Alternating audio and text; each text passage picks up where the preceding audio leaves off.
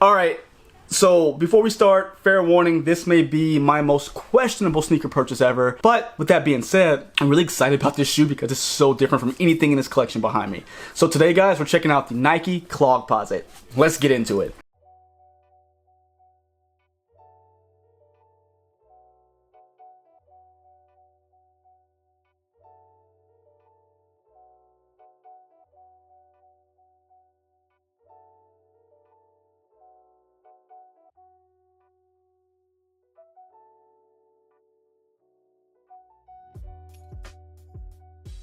What's going on, everybody? It's Mike from the Sneaker History Podcast, and we are back with another video. Guys, thank you so much for joining. Really do appreciate you guys. 2025, guys, we're video number 3 in, I can't remember, but I'm excited. Feels like a great year. It's going to be a great year, and I really do have you guys to thank for it because your views, your interactions, all the things you guys do help this channel keep growing. So I just like to say thank you. You know, I like to say it all the time, but I really do mean it. So thank you guys for being a part of the channel. And you're probably asking yourself as you look at this video, it's like, well, Mike, today, what are we doing? Why are we looking at this shoe? Well, if you saw the intro, you know what we're looking at. But if you didn't, somehow you got jumped to this piece of the video, look at something different. Something, again, I have never owned, but I was very interested in, and I finally pulled the trigger because I'm a big fan of convenience, and I think this sneaker gives me the best of both worlds. So, again, we're talking about the Nike Clogposite. Now, the Nike Clogposite is going to be a play off the Nike Flightposite, which has been retro in here lately. And this sneaker came out in the early 2000s, a time where a lot of weird sneakers were coming out. And with that craze coming back, Nike definitely jumped on that train of bringing out those different early 2000s sneakers and brought back the Clogposite. Again, something I don't think people were asking for.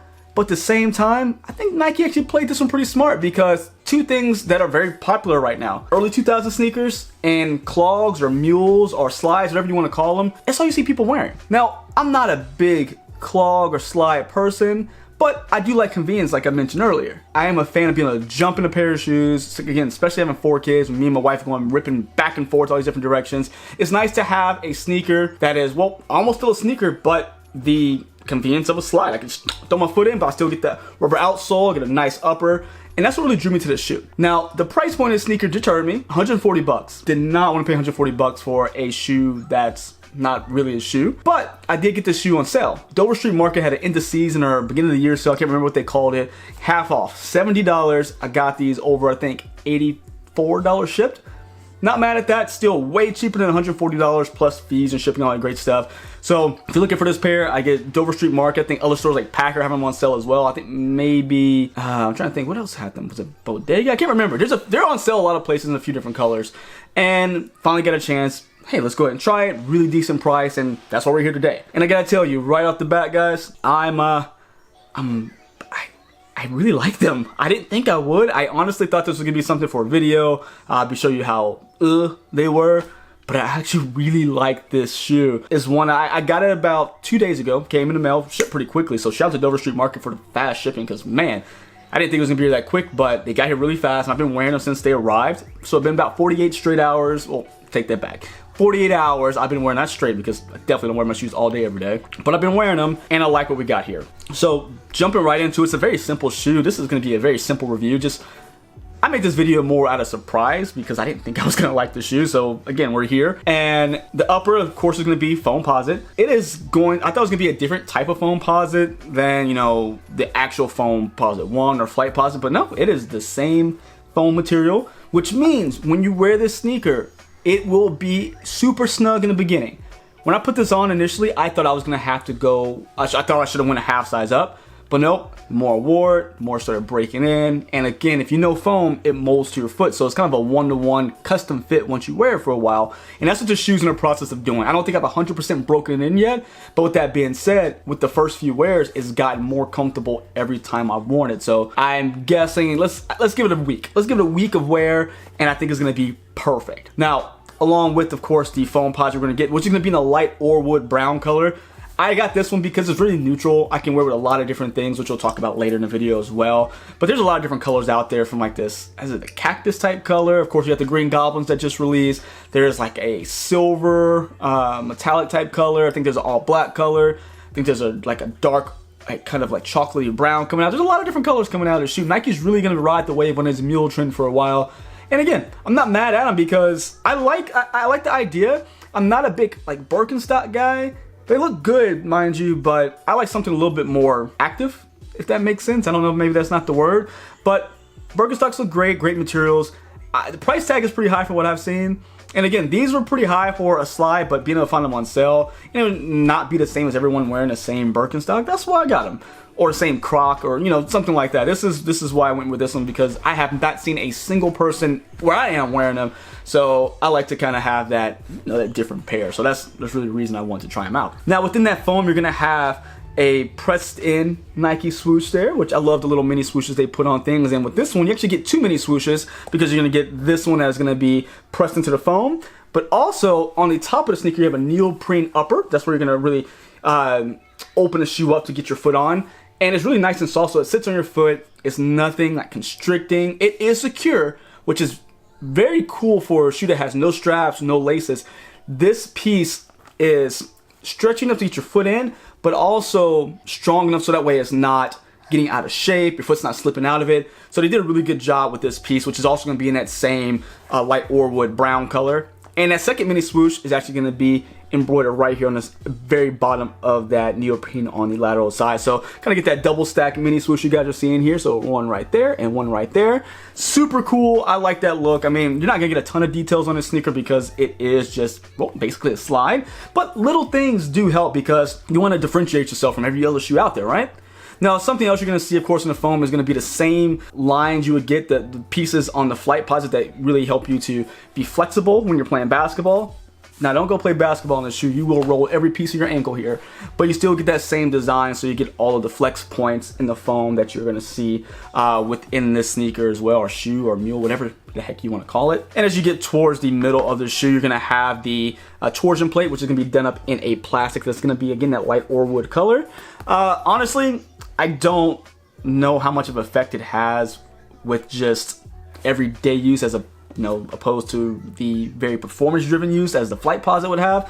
But I like the fact you're still getting that same type of sole kit that the performance model does have. And when we get to the medial side of the shoe, you're gonna have your vent. Now this one's only gonna have one vent as opposed to its big brother that has two because it is a high top. It's gonna have one vent here. It's gonna be done up in a translucent mesh, which you guys can see my hand right through there. Give you some breathability because let's face it, foam is not a breathable material. Looks super cool, but it is an actual microwave inside this sneaker. If you didn't have at least one vent here to give you some air, and of course the complete opening, the chop top version of the sneaker we're getting here gives you a little bit of airflow as well. Now, as we get inside the sneaker, there is no air inside this shoe. This is going to depend solely on a drop-in midsole setup. Very thick. It is, you know what? It's very responsive for a casual shoe.